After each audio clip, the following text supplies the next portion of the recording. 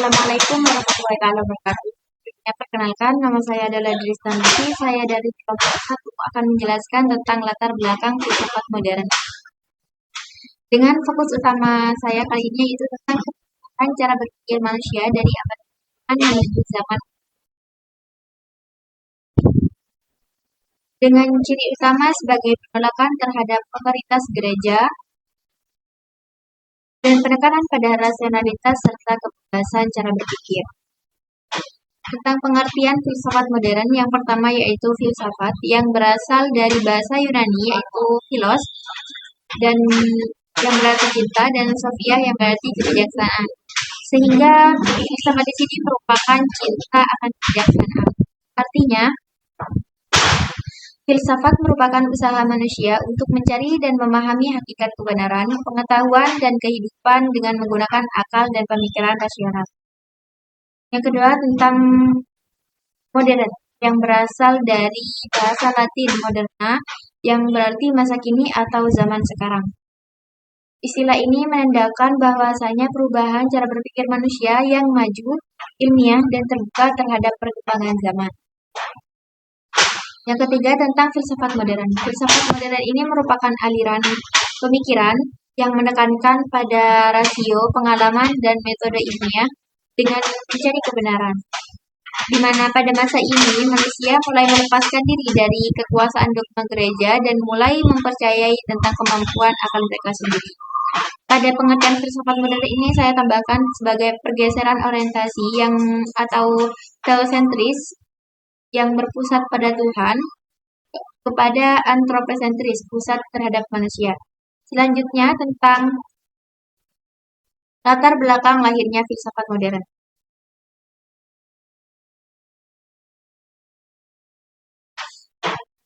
Filsafat modern di sini tidak muncul begitu saja. Ia tumbuh dari perubahan besar di Eropa sekitar abad ke-16 hingga ke-18. Munculnya yaitu dengan faktor-faktor yang melatar belakanginya seperti pada kemajuan ilmu pengetahuan dan metode ilmiah, di mana pada saat itu tokoh seperti Copernicus, Galileo, dan Newton memunculkan metode ilmiah baru, di mana kebenaran diuji berdasarkan observasi dan eksperimen, bukan hanya kepercayaan mereka semata. Hal ini memperkuat keyakinan bahwa rasio dan pengalaman adalah sumber utama pengetahuan. Yang kedua yaitu revolusi gereja atau penolakan dogma, di mana pada abad pertengahan ini gereja memegang kekuasaan penuh atas ilmu dan kehidupan masyarakat. Pemikiran yang berbeda dianggap sesat dan hal ini mengekang kebebasan cara berpikir pada manusia itu sendiri. Kemudian pada para filsuf modern menolak otoritas absolut terhadap tersebut dan berupaya mencari kebenaran melalui rasio dan pengalaman yang mereka alami sendiri. Yang ketiga yaitu tentang Renaissance, yaitu kebangkitan seni, ilmu, dan budaya klasik. Renaissance ini ada pada abad ke-15.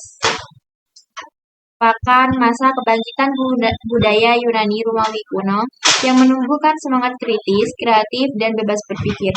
Ilmu pengetahuan pada masa ini berkembang dan manusia mulai percaya pada kemampuan akal mereka sendiri. Yang keempat yaitu humanisme, penekanan pada harta dan kebebasan manusia. Pada pandangan ini menggeser fokus dari Tuhan ke manusia, dari dunia rohani ke dunia nyata. Tujuannya yaitu untuk membentuk manusia yang dapat berpikir bebas dan bertanggung jawab. Tujuan dari lahirnya filsafat modern ini yaitu untuk membebaskan akal manusia dari belenggu atau keterpaksaan dalam meyakini dogma gereja.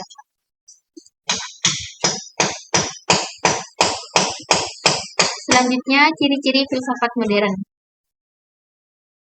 Ciri-ciri filsafat modern di sini, yang pertama menolak otoritas gereja dan dogma skolastik, di mana pemikiran tidak lagi bergantung pada ajaran resmi gereja, tetapi pada rasio manusia itu sendiri. Yang kedua, menonjolkan rasionalitas dan empiris. Pada saat ini, pengetahuan didapat melalui logika dan pengalaman, bukan sekadar wahyu semata. Yang ketiga, mendorong kebebasan berpikir dan penelitian ilmiah. Pada ciri ini, semua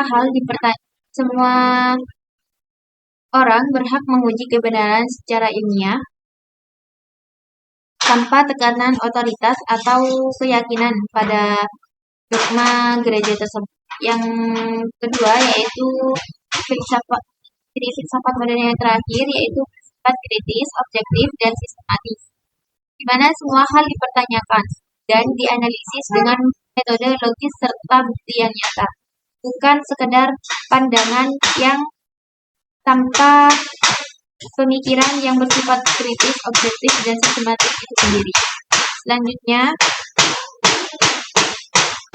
tokoh-tokoh penting pada munculnya filsafat modern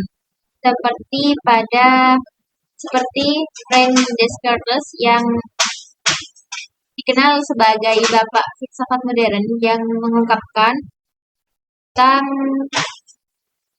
aku berpikir maka aku sana menekankan bahwa rasio sebagai sumber utama pengetahuan. Kemudian Francis Bacon yang sebagai tokoh metode ilmiah yang menekankan bahwa pentingnya pengalaman dan observasi. Yang ketiga yaitu John Locke sebagai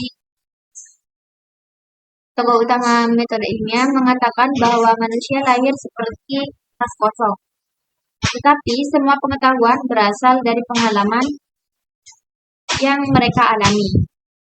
Kemudian Immanuel Kant menggabungkan pemikiran rasionalisme dan empirisme, berpendapat bahwa pengetahuan lahir dari hubungan antara akal dan pengalaman. Selanjutnya, perkembangan sejarah filsafat modern.